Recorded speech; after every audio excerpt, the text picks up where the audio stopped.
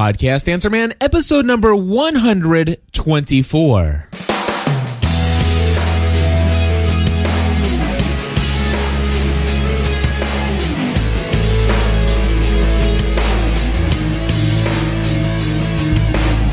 Hello, everybody, and welcome back to another episode of the Podcast Answer Man. My name is Cliff Ravenscraft, and today I have a full episode packed with lots of information. We're going to talk about more comments and thoughts on podcasting patents, soundboard for the Mac, MP3 encoders, and enhanced podcast, and a whole lot more. All of that right now. Well, everybody, welcome back to this episode of the Podcast Answer Man. And to be honest with you, I really don't even have time to just shoot the breeze and just say hello and say all the kinds of things that I would normally say to kind of stretch out my time here today. As I'm recording live in front of an internet audience, do this every Thursday from 9 o'clock in the morning till 5 o'clock in the evening. And encourage you sometime, if you have never done so, at least one Thursday, stop by sometime between 9 to 5 on Eastern time on Thursdays. We'd love to have you just check out and see how things go here. It's a lot of fun seeing all the folks in the chat room, interacting with people, getting live feedback in real time about the content that we're producing. It is just a huge blast. The community and relationships that are being built is amazing to watch. And so I encourage you to do that. However, today I just have so much to cover, and I'm not even sure I'll be able to get to everything, but I'm going to try. And I'm going to try to do it all within an hour or less. And so to start things off, we're going to start with a voicemail from a client of mine. His name is David Darling, and this is what he had to say. Hi, Cliff. This is David Darling from Greenville, South Carolina, calling the Podcast Answer Man. And I just want you to know that I published my third episode of the Flip Finder podcast show, and everything's going great. And I have some questions for you, but before that, I want to thank you and let everybody know that the consulting work I did with you was worth every penny. You saved me a lot of time and a lot of headaches, and I really appreciate it. And the equipment you sold me works fine and does everything that you said it would do. So I really appreciate all you're doing for us, for the podcasting community. I do have a few questions for you. We went over a lot of things when we did our 2.5 or 3 hours worth of consulting, and my first question is, how do I do a podcast summary for my iTunes page? When I go to my iTunes page, the podcast summary part is blank, and I want to fill that in. So that's question number one. Question number two is, tell me if I have this straight. Libsyn stores my MP3 files. FeedBurner checks the Libsyn for new content. And WordPress is my website for my podcast. And GoDaddy, what is that used for? And my third and final question is, on your podcast, most requested podcast about putting an MP3 player on an HTML website, I understand choosing the player and the associated code, but how do I put it on the website? How do I physically or digitally go in there and add that code in? I don't quite understand that. And also, how do I attach that MP3 file to the MP3 player that I just put on the website? So those are my three questions. I appreciate all you're doing for us, and thanks for all those great podcasts and all your great advice. And this is David Darling from the Flip Finder podcast show. And thanks again, Cliff. Looking forward to hearing the next show. All right, David, thank you so much for your audio feedback, and very excited to have you as a client. And I'm going to try to answer all three of your questions as thoroughly as I possibly can. So starting off with the first question, how do I enter a description for my iTunes page? And I got to thinking to myself as he was leaving that question, I was listening to this, it's like, how did I leave that out? But I do remember this. And in fact, there are often times when I'm working with a consulting client and we're setting up their website, we're setting up their iTunes feeds and their FeedBurner feeds and all these other things. And really, the only thing they have off the top of their head is really just the name of their podcast. They know what they want a podcast about, and they know the name of their podcast, but they haven't really gone through and thought about the details, such as, okay, if you were to describe this in a paragraph or two, preferably one paragraph, 5-6 sentences, how would you describe what this podcast is about? And generally, I'm working out of either a 1.5 hour or 2 hour time frame of building an entire website, configuring it for podcasting, submitting, creating a FeedBurner feed and putting in FeedBurner, and then showing them how to effectively use this. So coming up and just saying, hey, let's brainstorm for 25 minutes about a description or a tagline for your podcast, that's probably not the best use of, you're paying me, for the consulting hours of your time. That's something you can do later. And so I always tell my clients in that situation, we're just going to leave this part blank. We'll still get you into iTunes, and this is something that can be updated very easily down the road. And so how do you enter that description to iTunes? And I think you said, I don't even have a login for iTunes. And you don't. There is no login for iTunes. In fact, all you do, iTunes, and this is something that I've been finding that a lot of people aren't quite understanding in the field of podcasting when it comes to iTunes. A lot of people believe that you are actually uploading your content into iTunes, and that is not the case. The way that I think the easiest way to get my clients to wrap their minds around what iTunes is it's just a directory. It's no different in my mind than the Yellow Pages. You put your listing for your business in the Yellow Pages, and whatever you provide to them, that's what they print. Now, although, okay, how does that break down? And aren't you providing them something? Well, the answer is actually, I don't actually have to go to Yellow Pages and say, hey, I have a business phone and stuff like that, and I changed my phone number with the phone company. Now, if I'm paying for extra advertising in the Yellow Pages, sure, you have to say, okay, this is the graphic that I want you to use to display on 3/4 of the page or whatever, however big of a spot that you have. But if you have a business phone and stuff like that, your phone number, in the Yellow Pages, there should be a listing in small print of just alphabetical listings for businesses, and they've got the name of the business and the phone number, and that's pretty much it. Sometimes they'll put the address in there. Well, that stuff's coming from a database coming from the phone company, and at least in the directories where the Yellow Pages is put together by the phone company, and they just pull it from the database, if you can imagine that. So really what happens here is that your RSS feed or your website is where you're placing your content or information about your newest show.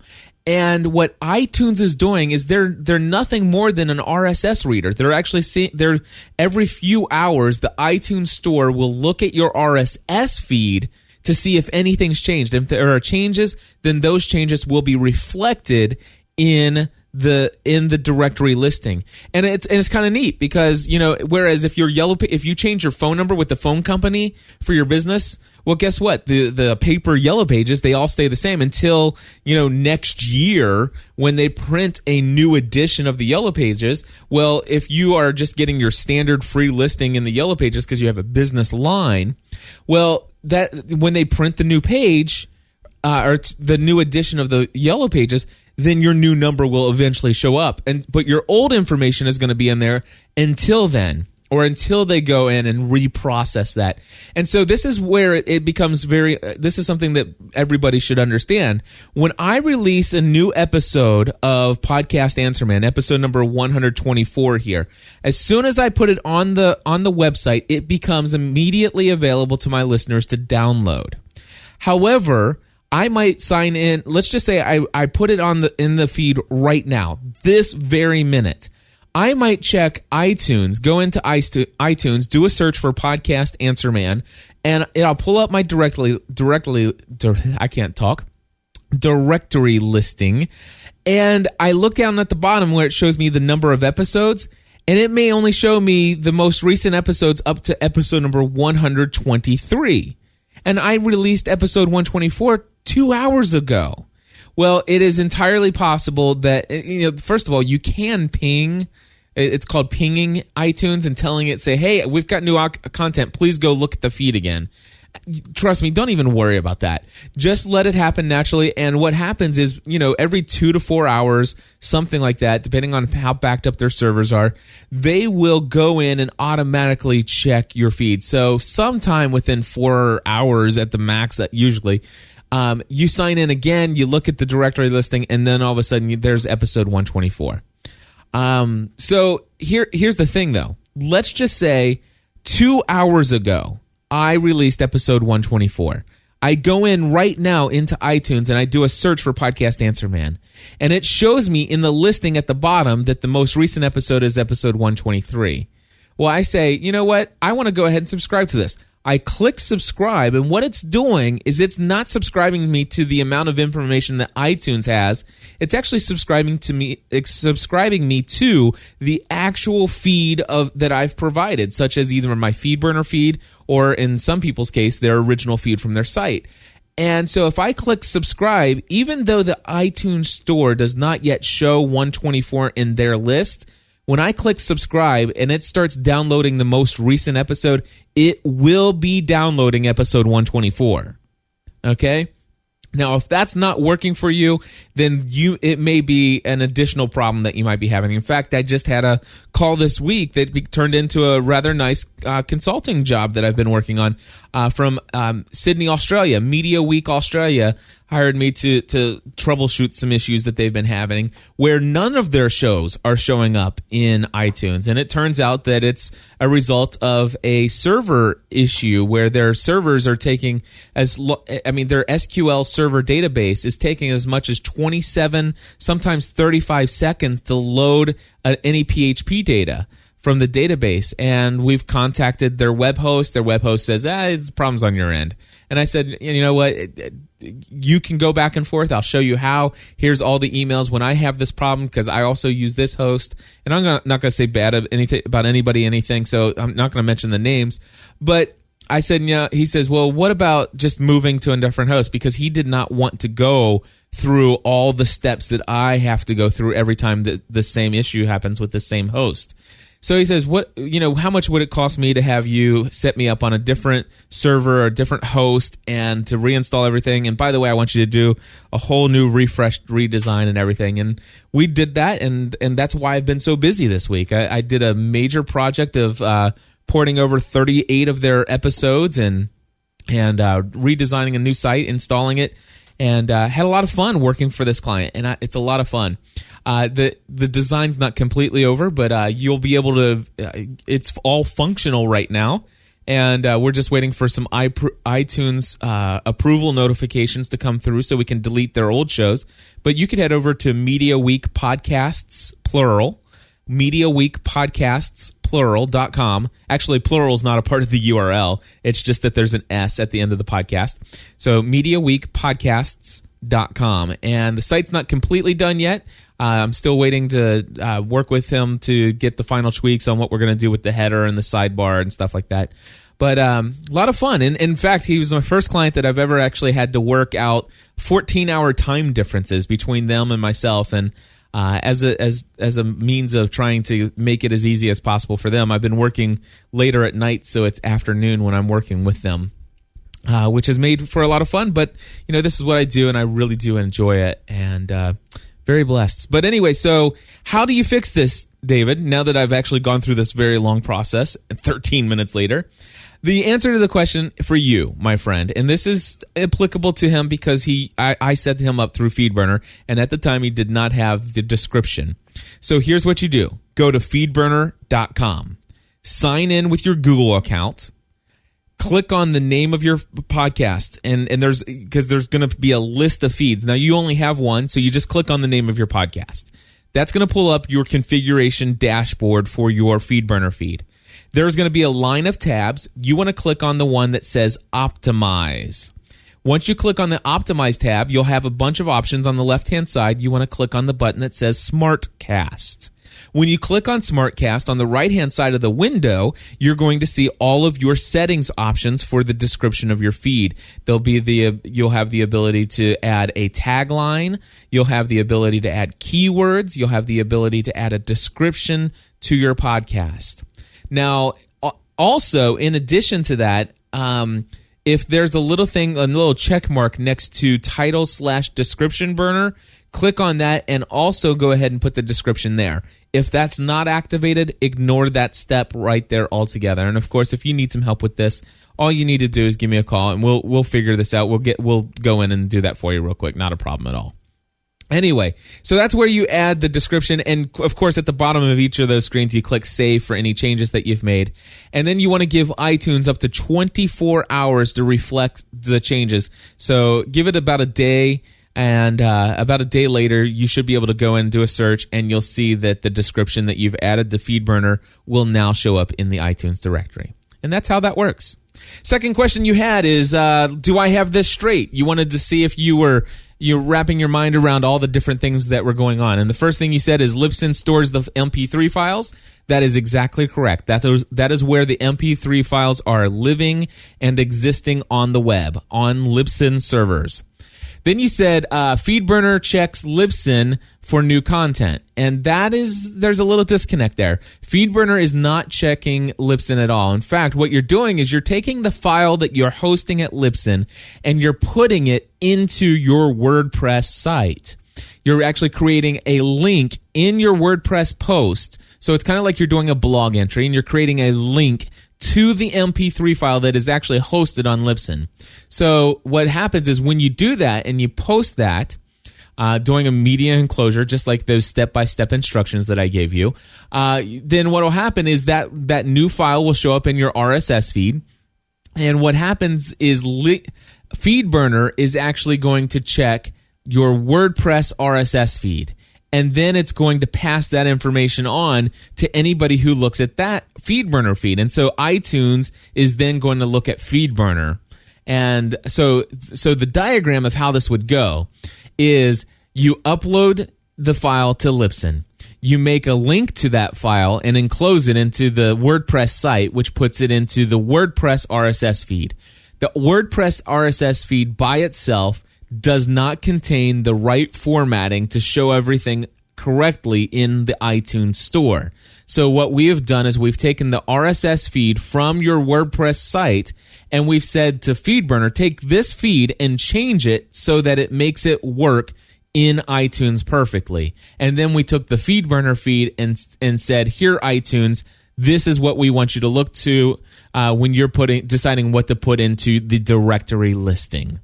Now, hopefully that made sense. If you go back and listen to it maybe 2 or 3 times, maybe that'll go through. But that's kind of the step-by-step process that's happening there. And so the next thing you said, so let me get this right. Let's see here. The WordPress is my website. Is that correct? And yes, the website the podcast website is your WordPress site. And then you asked, what is GoDaddy? Why did we set that up? And well, quite honestly, WordPress is just a piece of software. All right, and software needs to exist on a computer somewhere. And so GoDaddy's hosting account provides you a computer that you are sharing with a lot of other people, by the way. It's called shared web hosting. And what we're doing is they gave you space on a certain computer in the certain web hosts computer systems, and we installed WordPress on that. And so you're paying for that hosting space is what you're paying for there for when you have GoDaddy. And then the third question you asked was embedding audio players into HTML. And of course, if you want to know what he's talking about there, this is what you want to do. Just go to, and I'm going to do this real quick so I make sure I get this right. Just go to podcastanswerman.com. And as I'm recording this today, and of course I know that you might be listening to this 18 months down the road from now, but at the time that I'm recording this, on the right-hand side, you scroll down in the sidebar and you'll eventually see like a live video stream, and then you might still see the chat room. But there right now, as I'm looking, if you scroll down enough, there's a place that says posts most often referred to. And as I'm recording today again, number 5 in the list is called Embed Flash Audio Players on HTML Sites.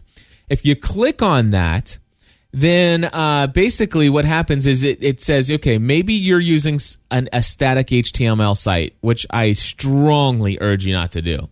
But if you're using a static HTML site and you want to encode either a single MP3 file as a Flash embedded player, or if you want to take a playlist and make a playlist, you can do that as well. A little bit, I don't have the directions on that, but this one is definitely going to work for you for a single one. There are 3 different players with 3 different sets of code that you use. Now, before I explain to you how do you get that onto an HTML site, I want to answer the third part of the part 3 of the third question that you have is so I get this code and I put it into this HTML site, but how do I actually get, that's going to give me the player, but how do I tell it what MP3 file to play? Well, if you look at, and it's actually at podcastanswerman.com/embed audio, one word. And in essence, if you look at that code in the gray box, you will see bold print. It's in bold print and it says link -to- MP3. And so take that little bit of code out when you're copying and paste. You take link to your MP3 file out of that code, and it will actually say audio URL equals, and then let's just say for something that I do all the time, http://gspn.tv/test test.mp3. And then of course there's no space between that and the actual quotation mark that's there. And so basically you take the words link to your MP3 out, put the link to your MP3 from Libsyn into that little piece of the code, and leaving all the other code in place, and that's how that player knows to play that file. Now, how do you get that code into a static HTML page? Well, my friend, that one is completely dependent upon how you are creating your documents. If you use Dreamweaver, you would actually just go into your program, you would click on the HTML tab so that you can actually see the code. You'd find the place in that code where you want to stick that player, and you just paste it in there. If you're using, let's say, iWeb, you want to actually add a widget, a text widget or an HTML widget. I think it's an HTML widget. And that'll give you a little box, and you can actually paste this code right in there and drag and drop that player wherever you want it to be. There are sometimes I actually hand code. I still actually use a text editor to hand code and create HTML documents. And if you use that, you can actually take any .html file, open it up in the text editor, and you can find the place where you want to put the file or the code and place it in there, and that'll put it right in that spot for you. That can be a little trickier. If you need some help with that, David, we could always set up another consulting call down the road with, where you have a bunch of other questions, and I can help you get that squared away with no problem at all. Anyway, David, I hope that answers all 3 of your questions. Feel free to let me know if you need some more things. All right, so moving along, next up here we have some comments from Will Brown. He put a comment on episode number 123. Says, "Hey, he was talking about the patent for podcasting, and he gave us a link to a blog blog entry that was titled "Fear and Trembling or Not: Thoughts on Volo Media's Podcasting Patent," and it's by an IP attorney. Easy for me to say without my voice, going out on me. Ernest Grumbles is his name. And it was actually posted to the ADM blog, or the Association for Downloadable Media. And it's an excellent thing, and it kind of reiterates or reconfirms or reaffirms what I was saying in the last episode of Podcast Answer Man, episode 123, and that is, I don't really think there's anything to lose sleep over here. Also, Steve Reichenberger sent me a link in an email to a post by the law offices of Stephen O'Donnell, who happens to be a PhD, and It is titled Scary Podcast Patent, Not That Scary. So this is two IP lawyers or attorneys who are saying this really isn't all that scary. And I'm going to link to both of those in the show notes of episode 124 here. So you can find that at podcastanswerman.com. However, here's the thing.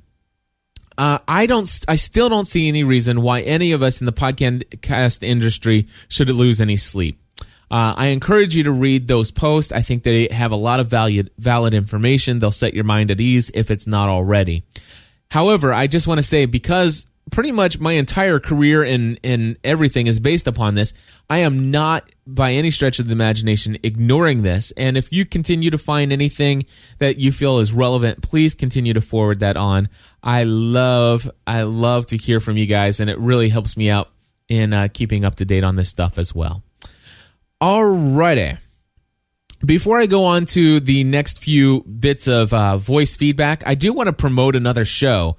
And I'm going to try to do this on a regular basis, because this is a podcast that if you love Podcast Answer Man, you definitely will probably be interested in social media serenity.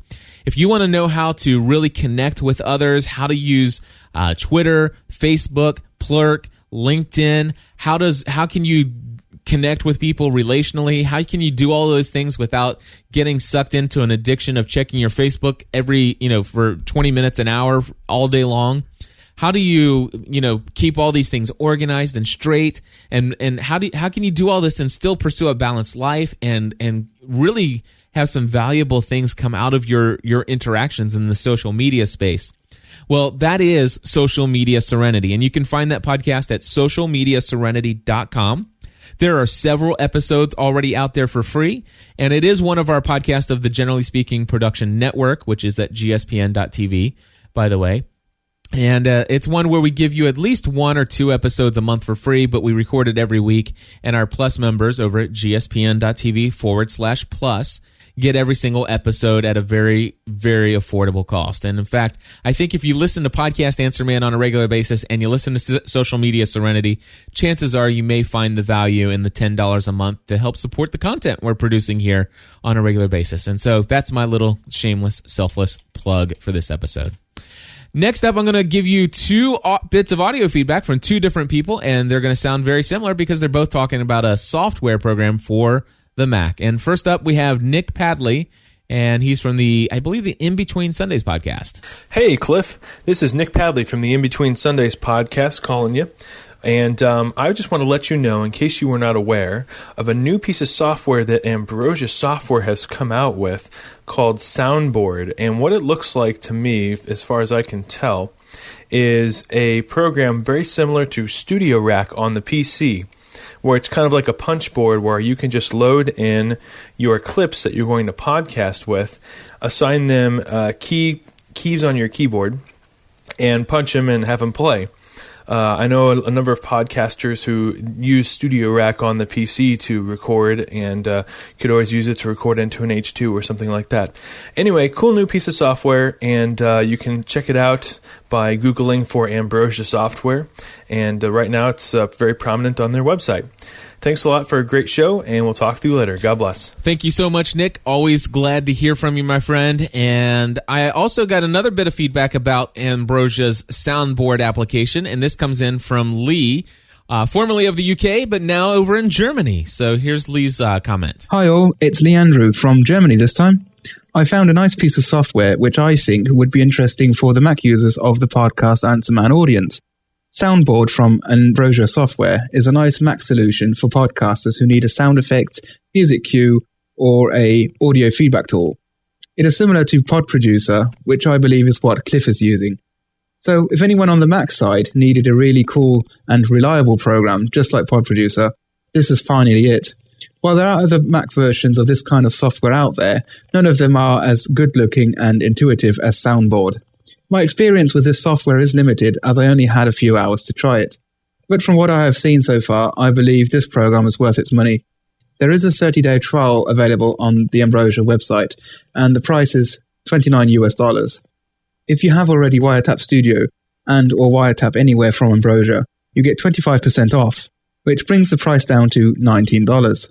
Now, unless I failed badly in math, 25% from $29 equals $21.75 for me. But hey, I'm not going to complain paying less. If you are a podcaster, at least give it a try. I am sure you will like it. You can find it by visiting the following URL, www.ambrosiasw.com/utilities/soundboard. Enjoy. All right, Lee, thank you so much for the feedback there. And, it does have a 30-day free trial. Unfortunately, I have not yet had the opportunity to download it and play with it. I have been extremely busy, and which is a blessing, a true blessing, my friends. Thank you so much for all of you who are out there listening, who have been hiring me to work with you on consulting and have been buying equipment from me. You guys are really awesome, and I appreciate it. I from the bottom of my heart, I thank each and every one of you. But with that, I've been working on some projects that have been taking a lot of time, so I have not yet had an opportunity to look at Soundboard.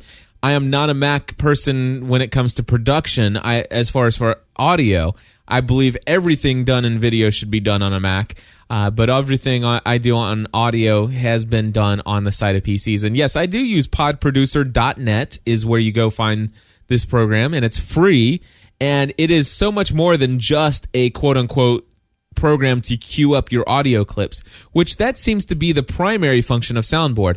Although, with that being said, Soundboard does some things that are really amazing. I did read up on Soundboard back when it was first announced, and the reason why it was important to me is because a friend of mine, DG Hollums, who also is the co-host of the About the Church podcast, he and I were actually looking to actually find a developer to create that program. To create something that was more similar to Pod Producer in its ability to just queue up audio clips and make a Mac program out of it.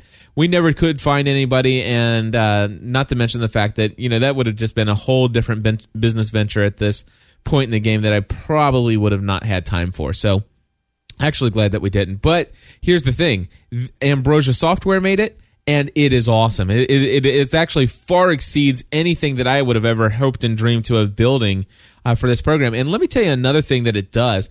You drag an MP3 file onto this thing, or you open up an MP3. From what I understand, it actually goes in and decodes the file and keeps it open in an uncompressed format, so that when you push the button, it does not have to decode the MP3 file.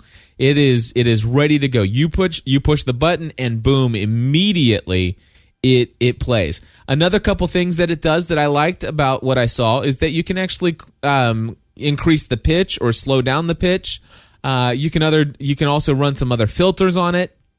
Very, very neat, very well thought out. And from what I understand, if I was a Mac person, the $29, $25, or $21.75, whatever it is, I would pay it. It looks like a wonderful piece of software, but I'm only saying that, and please understand, I have not touched it myself. Now, for those of you who have any connection to Ambrosia Software whatsoever, I would encourage you to please tell them that I would love to have a free copy of that thing. And if it's as good as what I think it will be, it would just be an awesome investment for them to do that, because I'm certain that if I were to like it and I were to tell some folks, and I'm sure even just mentioning it here, that they're already going to create and generate a couple sales after the 30-day trial ends. So it does look nice, is what Daniel Lewis says in our chat room right now. And I would agree. It does look nice, and I would imagine that they did a good job of implementing all those things that they talk about. All right, next up, we're going to Max, who called in and has a question about bit rates. Here's what Max has to say. Hi, Cliff. Max here from the Airplane Geeks podcast. First, let me just mention that I'm really happy with the equipment I purchased from you. The Heil PR40 is fantastic, and I think it really complements my voice. The mixer and the digital recorder I already owned have taken podcasting to a whole new level for me, particularly since our show includes co-hosts on Skype, a guest on Skype, and pre-recorded segments from other contributors. I tell you, once you understand Mix Minus, it's like the fog has lifted. Oh, yeah. But my question relates to your recent comments on bitrate and MP3 encoders. We were using a 128K bitrate for the podcast MP3 in stereo, but as the length of the podcast grew to be over an hour, the file size got quite large. Now, the only stereo content in the recording was the intro, the outro, and a bit of brief bridge music here and there. The spoken audio was all mono. So to shrink the file size, I started converting the WAV working file to a mono MP3 file instead of stereo, and at a 64K bitrate instead of 128. The music is fine in mono, and the file size is effectively cut in half. And my logic is one mono channel at 64K is the same audio quality as stereo at 128K. So my question is, am I right that a 128K bitrate stereo MP3 is really just like two 64K channels? So a 64K mono version would have the same quality. By the way, I'm using iTunes to convert the WAV files to MP3. According to the Fraunhofer website, Apple uses the Fraunhofer software in iTunes. So keep up the great work, Cliff. I really enjoy listening to the podcast Answer Man. All right, Max, thank you so much for your audio feedback and some wonderful information and a question there. Is 64 kilobits mono the same as, or let's see here. Is it the same as two stereo tracks at 128 kilobits? Now, here's the thing. If you take a 128 kilobit stereo track and you cut it down to mono and still leave it at 128 kilobits, it is going to be the same file size as 64-bit stereo. The file size is because that you're just doing the math there. I am not a professional when it comes to understanding how all of these things work as far as when it comes to how the compression is exactly working. But I don't think it's the case that you're going to get the same quality. Here's the reason why. When you have an audio file, now it's definitely going to give you the same file reduction, but you're not going to get the same quality. Because here's the thing. When you have a stereo file, you have a left channel and a right channel, and let's just say you record it in uncompressed format, or like a WAV file, for example. And Daniel's saying no, you do. But anyway, let me tell you what I'm thinking, and I'm completely willing to be wrong here. But here's what I'm thinking: is if you take a WAV file and you actually compress that down to let's say 128 kilobits per second, it's actually compressing both the left channel and the right channel, both of those at 120 kilobits per second. So the left channel and the right channel are both getting the sound quality of a 128 kilobit sound file. Now, if you were to take that same file and convert that down to that stereo file and convert it down to, let's say, 56 kilobits per second, you're actually degrading the quality of both the left and right channel equally when you do that. So my thought is what you were saying is that, well, let's just say I take the file and I convert it to mono, and I go ahead and take that mono track and do it at 56 kilo. And I know you said 64, but let's take it down to 56 when it's like really noticeable as far as the degradation. Is it possible? Well, actually, it's 64 because it's half. Okay, so let's just say 64 for this argument here. So if you take that mono track and compress it at 64 kilobits per second, won't that sound the same exact quality as if it was 128 kilobits in a stereo? I don't believe so. I believe that what happens is it's going to encode that. Just because it's only doing it to one track doesn't mean that you're still only keeping 100, or actually you're still only keeping 64,000 bytes of data in that thing. So I really believe that when you create something at 64 kilobits, you're getting 64 kilobit audio quality, even if it's mono or stereo. It's just that if you do it in stereo, there's twice as much data there, so the file is twice the size. I hope that all made sense, but that's the way that I understand it. Daniel's in the chat room. He says, if each channel was encoded at 128K, then the real bit rate would be 256K. Well, anyway, like I said, I don't claim to have all the 100% answers to that particular question. some would even question is like, well, gosh, Cliff, what kind of podcast answer man are you? I think that the thing that most matters here is that you do this. You try compressing the file at 128K stereo. Try converting it over to 128 mono. Compare the two. Then take your mono recording if you want and go ahead and drop it down to 64 kilobits per second. If you like it, then go for it. If it sounds like it's degrading the quality too much, bump it up to 96 kilobits per second. If it's still if the quality is still too bad, bump it up to 128. What matters is that you get a sound that you're comfortable with, and certainly using the Fraunhofer is much better than that lame encoder. And by the way, thank you so much for the link that actually does confirm that iTunes of all programs is actually using the Fraunhofer MP3 encoder. And he gave, I asked him if he had some kind of confirmation for that, and he did. He gave me the link to the website, and it says somewhere, of course, blah, blah, blah. I can't remember where it's at. I've got to find it. But it says here, if you're an end user, by the way, Fraunhofer, the company, they do not work directly with the public.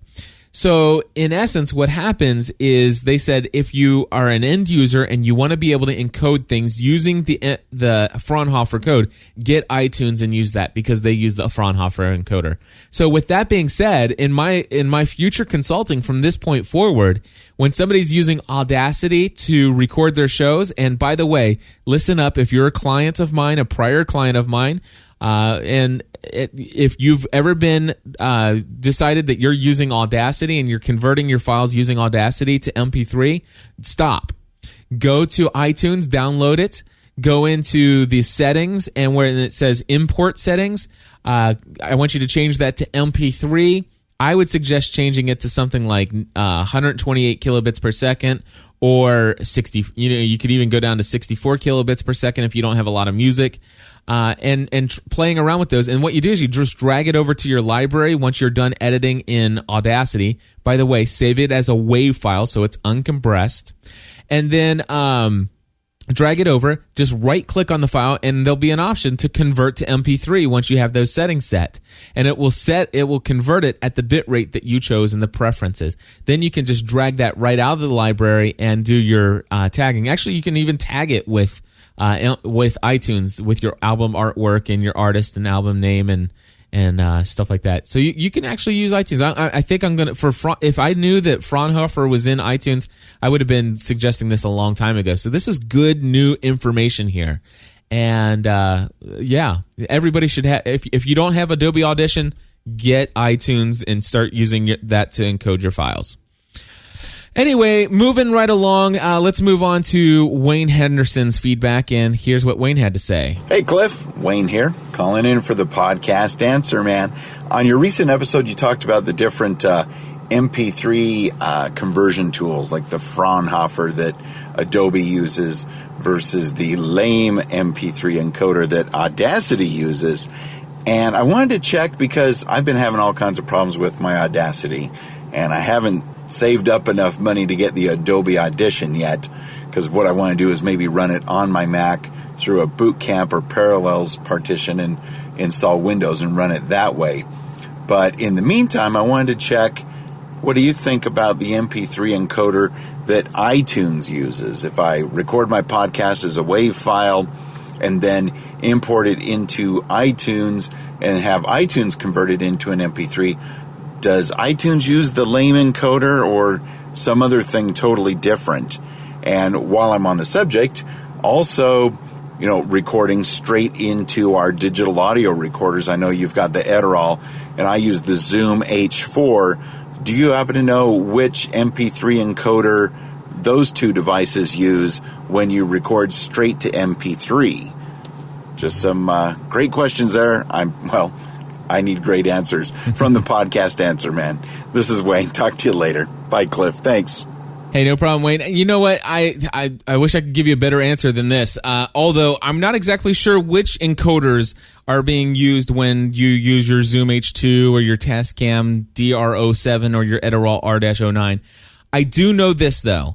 The Edirol R-09 is using a better encoder than the Tascam DR07. I haven't really done a lot with the Zoom H2, to be honest with you. I just did enough just to play with it for some clients of mine.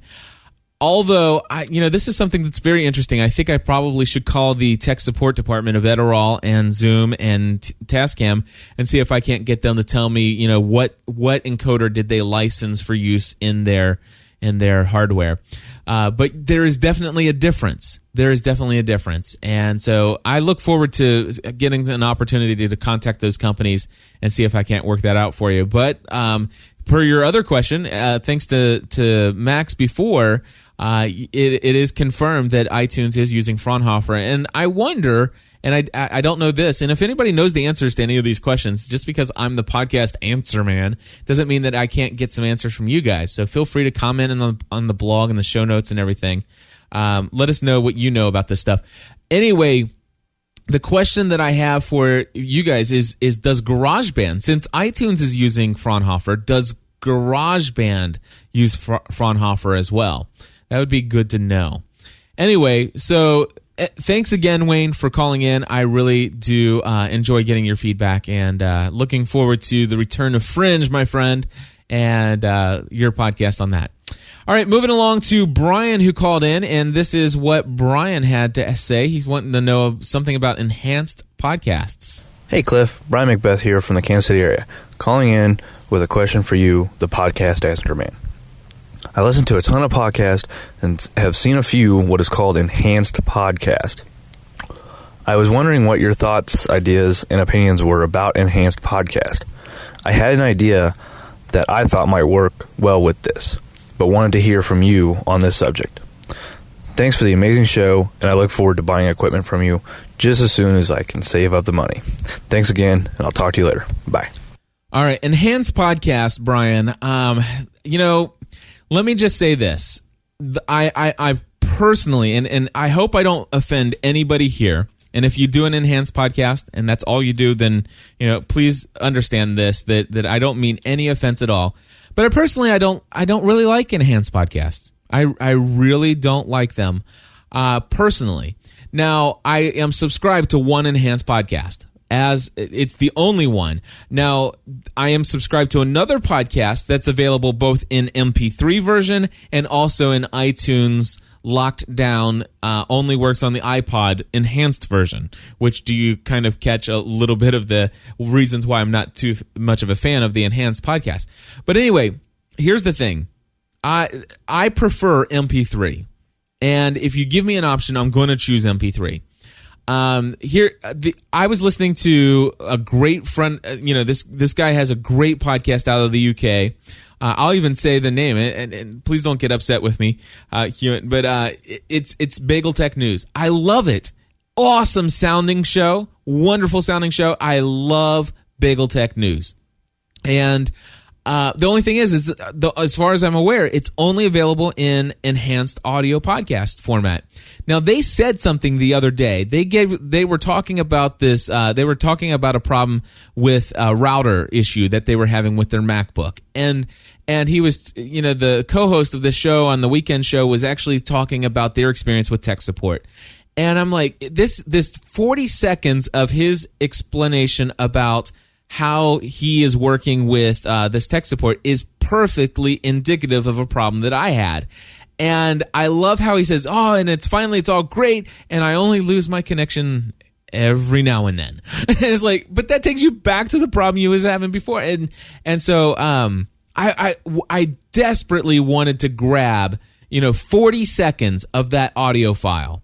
And I wanted to bring it in, just edit that part out, and I wanted to bring it into my Help I Got a Mac show. And what I would have done, had I had the ability to do that, is I would have promoted them to high heaven. I would have said, guys, you have to be subscribed to, Bagel Tech News. And, I probably could have added another 300, 500 subscribers to their podcast if I was able to do that. But when I actually went in to pull the file down, it's like, it's AAC or whatever the the enhanced audio format is, and it won't open up in Audition. I can't go edit it out. The only thing I could have done is I could have actually downloaded the file. I could have opened it up with QuickTime or iTunes. I could have drug it over to the spot where I wanted to find that clip, and I could have hit play. And maybe I should have done that if I really wanted it that bad. But do you see how even as I wanted to promote them by just grabbing a clip from their show, I couldn't grab just that little piece because of the file format it was in. Or I could have done it in GarageBand. But I'm a PC guy for the most part, so I didn't want to have to deal with all that. Here's the other thing. Not everybody has an iPod. Not everybody. In fact, there's a ton, believe it or not, there are a ton of people who have $35 MP3 players, that are practically disposable that people use all the time. And they just drag their, they use software. They can even use iTunes, subscribe to the content, get it downloaded, and they just drag it right on over onto this little device, and they walk out the door with it. You're not going to do that with an enhanced podcast. And your enhanced podcasts are mostly audio driven anyway. And sure, there's occasion when I'm actually walking down through my neighborhood and I'm listening to Bagel Tech News, and he says, and if you're looking at the screen right now, you can see, a little picture of this. It's a little, 300 by 300 image of the gadget he might be talking about.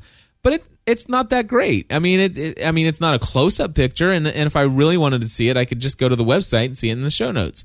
And so I'm really not a fan of enhanced podcasts because it's not available for everybody. And so then there is one podcast that does this. They have an enhanced podcast, but they also have an MP3 version of their podcast. Now, what they've done is they have two different feeds. They have the such and such show, super enhanced, or the such and such MP3 version. And for folks who are searching for your podcast and they don't even know what a podcast is yet, I think it only further confuses them. Do I want the enhanced? Well, of course I want enhanced. I mean, if you got the standard version or the enhanced version, I want the enhanced version. I want the better version. And so let's just say that person who really doesn't understand a whole lot about file formats, they go to try your enhanced version, they download an episode of it, drag it over to their little tiny Walmart, or Best Buy gadget MP3 player, and lo and behold, it says, "I'm sorry, we can't play this." And guess what? Your chance of being having a new listener may be shot because of the fact that Enhanced Podcast did not play for them. So not everybody even has iTunes, and believe it or not, it may be a shock to some. Not even everybody has QuickTime. And so there's a lot of things to think about there.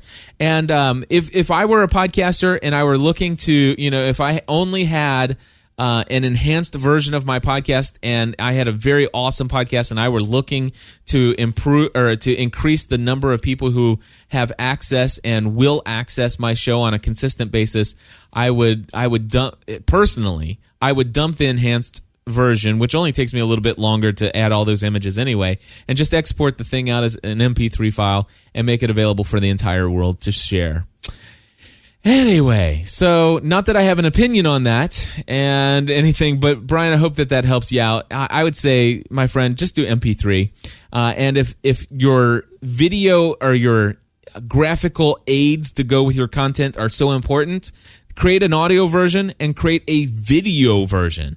And just make it a little video podcast. I mean, and at least then you can create it and put it in Flash on your site without having QuickTime installed. So anyway, a bunch of things to think about there. All right, one last call. I think this is just a testimonial here from Steve McQueen. Let's see what Steve had to say. Hey, Cliff. This is Steve McQueen, voice of the Motorcycle Nation podcast, and I just wanted to call in today to let everybody know that I just received my Heil PL2T microphone boom arm that I purchased from you a couple of days ago. I want everybody to know it was very, very fast service, and you even provided me with a tracking number when I requested it, and all that happened extremely fast, and customer service is second to none, and the quality of the product that I've received and the packaging are just excellent. So, again, thanks, Cliff, and I appreciate all that you do for us, and you have a great day. everybody in the GSPN community, Plus membership rocks, and join the community. All right. Steve, thank you so much for that. And, it's just a pleasure and an honor to be able to do what I do for a living. And I love consulting with people. I love selling audio equipment that helps people get the sound and quality that they're looking for. Somebody left a comment recently on my Facebook page on my profile and said, "Hey, Cliff, don't be upset with me, but I went and found an all-inclusive podcasting kit, and the reason why I bought it over here is because it was only, a couple $100 and I was on a tight budget." If that happens to be the perception of anybody, that I only sell Heil PR40s and Edirol digital recorders and expensive gear, please understand that's not the case. In fact, I work with everybody. I have people who say, "Hey, Cliff, I'm looking at your Podcast Answer Man website over at podcastanswerman.com/equipment, and I'm looking at buying Podcast Answer Man package number 7."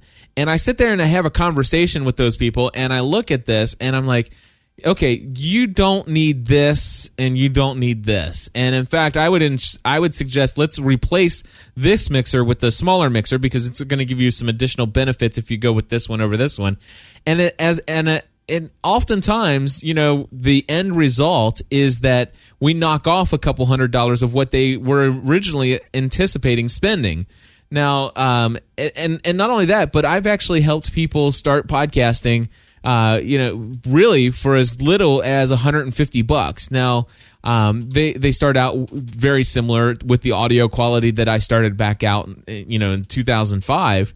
But, hey, I got started, didn't I? Everybody has to start somewhere. And if you've got a budget to work with, chances are I'll be able to try to help you figure out something. And you don't have to skimp and get a USB condenser microphone. It's just not that way, my friends. So I'd love to help you if you're looking for equipment sales. If you want consulting on how to do some things, just let me know. I'd love to work with you. And also, just so you know, I'm already in the process of doing 3 of my 100-point evaluations, podcast evaluations. That's where I basically offer for $149. You can submit any of your most recent podcast episodes for me to listen to. I'll listen to one full episode from beginning to end. I will take a look at your website, your iTunes listing, your RSS feed, a bunch of other stuff. And I am going to take it and evaluate it upon 100 different aspects and really break it down. And so if you're interested in something like that, I'm already doing that for 3 individuals. I'd love to help, see if there's anything we can do to improve your effectiveness for making things easier for people to connect with your content and maintain lifetime relationships with you as the content producer. That is all I have this week, my friends. Thank you for listening to another episode of the Podcast Answer Man. And I want to say a special thank you to those of you who are in the chat room today. We do record live every Thursday from 9 a.m. to 5 p.m. here at gspn.tv/live. If you want to see the full schedule of what shows are being recorded and when, you can go to gspn.tv/schedule.